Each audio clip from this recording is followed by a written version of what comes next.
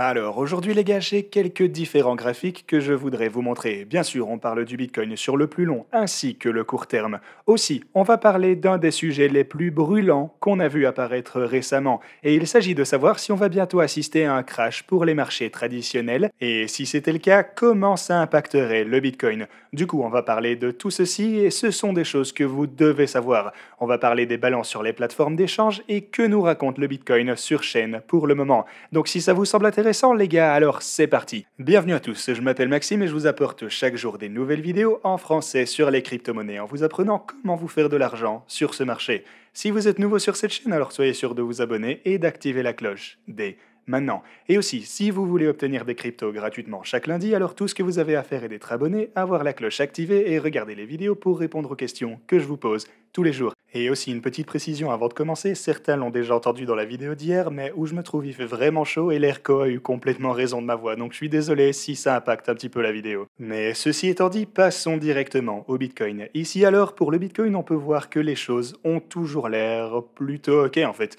On est toujours en dessous de notre grosse résistance, évidemment, et je pense toujours aussi qu'on va finir par simplement l'exploser et passer dans la prochaine phase, notre fameuse seconde phase parabolique de ce marché haussier. Donc, comme je vous le disais, les choses ont toujours l'air ok, comme c'était le cas hier en gros. Mais en fait, il y a quelques petites différences. Du coup, je vais vous montrer ceci. Là, on a affaire à un canal. On se trouve dans ce cas sur l'intervalle journalier et c'est un canal qui s'est développé. Bon, je vous accorde, c'est un peu approximatif. On peut le dessiner de quelques différentes façons, genre comme ça, peut-être comme ceci également. Vous pouvez le dessiner, enfin, ou autre chose. Mais une chose qui, même approximativement dessinée, est extrêmement visible, c'est juste ceci. On a deux lignes de tendance extrêmement significatives, celle-ci au fond et l'autre au sommet ici. Donc, ce que ça veut dire, laissez-moi juste étendre ça un petit peu. Donc, en gros, ça veut dire qu'il est probable que si on montait jamais jusqu'à ce niveau, faites vraiment attention. Ici, ça c'est tout en haut à 55 000 dollars. Et si on monte jusqu'à ce niveau, alors ça voudrait déjà aussi dire qu'on aura percé la grosse boîte orange. Juste ici, notre super grosse résistance. Mais si on monte jusqu'à ces niveaux, ça veut dire que ceci va certainement se comporter comme une sorte de résistance dans la montée. Et dans le même temps, pour le coup, si on redescendait sur le bas du canal, ici, alors c'est vers 37 000 dollars, ça va probablement se comporter comme une sorte de support également. Donc voilà ce à quoi vous devriez faire attention au court terme. Mais à part ça, les choses se présentent toujours correctement. Cependant, une chose qui inquiète beaucoup d'investisseurs en ce moment est ce qui est en train de se passer en Chine. On a Evergrande qui est un développeur, alors pour info, donc un développeur de propriété en Chine, et eh bien, ils sont juste au bord de la faillite pour le moment. On sait déjà qu'ils ont accumulé pas mal d'emprunts à diverses banques, et donc ouais, ils ont beaucoup d'actifs, etc. Et quand on y pense, on peut un peu comparer ça à ce qui s'est passé aux États-Unis en 2008, pas vrai? Donc quand on a eu les frères Lehman qui ont chuté. Une différence, par contre, c'est que là, pour le coup, les frères Lehman ne travaillaient pas seulement dans les propriétés, mais ils représentaient plutôt une entité un peu plus diversifiée, si on veut être précis. Mais ouais, Evergrande, de ce que j'en comprends, eh bien, ils sont seulement dans l'immobilier. Du coup, eh ben, finalement, ce qui inquiète les gens, c'est que si ces gars n'arrivent pas à s'en sortir du tout et que, eh ben, voyez comme leur action est en chute libre pour le moment, ils vont bien devoir liquider certaines de leurs propriétés pour essayer de s'en sortir, ce qui va, eh ben, ça va vraiment entraîner une spirale infernale et l'économie chinoise tout entière va être impactée. Et en plus, ils ont pas mal de, genre, il y a beaucoup de banques étrangères en tant qu'investisseurs auxquelles ils empruntent de l'argent également. Donc tout ça, ça pue un peu. Et c'est pourquoi pas mal de gens pensent que ça pourrait avoir un énorme impact sur les marchés et aux actions, non seulement en Chine, mais partout dans le monde. Et il suffit de les comparer aux frères Lehman simplement pour s'en rendre compte. Et c'est aussi visible juste ici si on regarde 2 minutes au marché traditionnel. Vous pouvez voir que les marchés traditionnels ont pas mal chuté récemment, et ça a vraiment pas l'air de vouloir se ressaisir. Évidemment, c'est probablement en anticipation de ce qui pourrait se passer ici avec Evergrande, mais une chose qui, pour le coup, diffère ici par rapport aux frères Lehman, c'est que je pense que... Vous voyez, si Evergrande devait vraiment disparaître et qu'ils sont sur le point de liquider tous leurs actifs, ce qui évidemment balancerait une cascade de pression de vente sur le marché immobilier, mais également tous les marchés en fait, eh ben, disons que je pense pas que la Chine va permettre à tout ceci de se dérouler en croisant les bras. Du coup, ouais, je pense que la Chine, parce qu'ils sont à peu près... Genre, de ce que j'en sais, c'est vraiment contrôlé par l'État. Maintenant, je suis pas un expert, mais en tout cas, de ma perception, le gouvernement chinois va essayer de secourir ces gars et ils vont pas laisser un si gros désastre impacter leur propre économie. Voilà, en gros, c'est ce que je pense de la situation. C'est pour ça que j'ai l'impression que ça a pris un peu trop d'ampleur, parce que je pense que ce sera loin d'avoir le même effet que celui que certaines personnes prévoient sur l'économie. À mon avis, la Chine ne va pas laisser ça se produire sans rien faire. Ils vont essayer de les aider. Du coup, le marché qui descend pour le moment, si c'est vraiment simplement lié à toutes ces craintes, alors je pense que dans pas trop longtemps, ça devrait être vite résolu.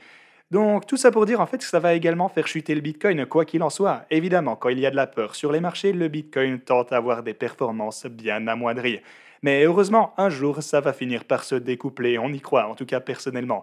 Et je pense qu'on va bien voir ce jour arriver et que ça n'est qu'une question de temps. Maintenant, passons à des nouvelles de chaîne et laissez-moi vous montrer tout ceci. On va prendre en vitesse le graphique depuis 2019 jusque... Ouais, en gros, je voulais vous montrer qu'on se trouve au point le plus bas en ce moment en ce qui concerne l'offre de Bitcoin sur les plateformes d'échange. Et tout ceci nous indique que la tendance qu'on a eue tout du long, où les gens achètent du Bitcoin et puis le retirent des plateformes, eh bien, la crise de l'offre est réelle. Une fois qu'on va avoir un nouvel afflux d'utilisateurs, lorsque les institutions ou même des particuliers voudront acheter davantage de Bitcoin, c'est là qu'on va voir cet énorme choc de l'offre. Ça fait un bon moment que je vous parle de tout ceci, les gars, et ça se rapproche. Ça va être la raison pour laquelle le Bitcoin va s'envoler jusque 100 000 ou même 150 000 dollars, et ça sera probablement bien plus rapidement que ce à quoi s'attendent beaucoup de personnes. Donc, ouais, un choc de l'offre et le Bitcoin sur les plateformes d'échange qui continue à descendre alors qu'il est déjà en ce moment à son poids le plus bas depuis plusieurs années, pour faire simple. Et si ça devait encore descendre, eh bien généralement on a le prix du Bitcoin qui augmente alors que les stocks diminuent sur les plateformes d'échange. C'est quelque chose dont on est déjà au courant. Regardez ici, l'offre diminue et le prix du Bitcoin augmente. En fait, durant toute cette période, le prix du Bitcoin n'a fait qu'augmenter alors que l'offre était en chute libre. Donc, ouais, c'était une métrique de chaîne extrêmement importante à surveiller, dont on a déjà parlé quelques fois. Et une autre chose super importante est qu'on voit toujours... Regardez, on continue à voir de plus en plus de Bitcoin qui quittent les plateformes d'échange que de Bitcoin qui y sont déposés. Voilà encore une fois une autre façon de voir la même chose qu'on a eue juste précédemment. Donc les deux graphiques vous donnent en quelque sorte la même idée, mais ceux-ci, pour différence, nous montrent chaque jour individuellement avec les chiffres respectifs. Et du coup, vous pouvez voir que... Ouais, ici on est définitivement en train de descendre. En fait, si je zoome en vitesse ici jusqu'à ce point en particulier, vous pouvez voir que pour le mois dernier, ouais, je dirais presque le dernier mois, les 30 derniers jours, on n'a pas eu le moindre jour d'afflux net. Ce qui veut dire que durant les 30 derniers jours qu'on vient de voir, on n'a pas eu une seule fois plus de Bitcoin être déposé sur les plateformes quotidiennement comparé à ce qui en a été retiré. Encore une fois, ça solidifie la théorie qu'on voit de plus en plus de Bitcoin être transférés dans des stockages hors ligne, et ça va être une des raisons pour laquelle le Bitcoin va s'envoler. Parce que simplement, il n'y aura pas assez de Bitcoin pour tous les nouveaux arrivants qui vont se précipiter pour en acheter, ce qui va forcément aussi avoir un gros impact sur le reste de la cryptosphère. Ok, pour ma question du jour, dites-moi quelle crypto vous pensez que les gens vont choisir en deuxième lorsque le Bitcoin sera beaucoup trop disputé entre les nouveaux venus. Laquelle crypto est selon vous la plus attirante pour les néophytes et en laquelle est-il le plus facile de croire? Aussi, n'oubliez pas d'ajouter votre adresse BSC si vous voulez participer au giveaway de demain. Donc voilà tout ce que j'avais pour vous aujourd'hui les gars, j'espère que vous avez apprécié cette vidéo et moi je vous dis à la prochaine.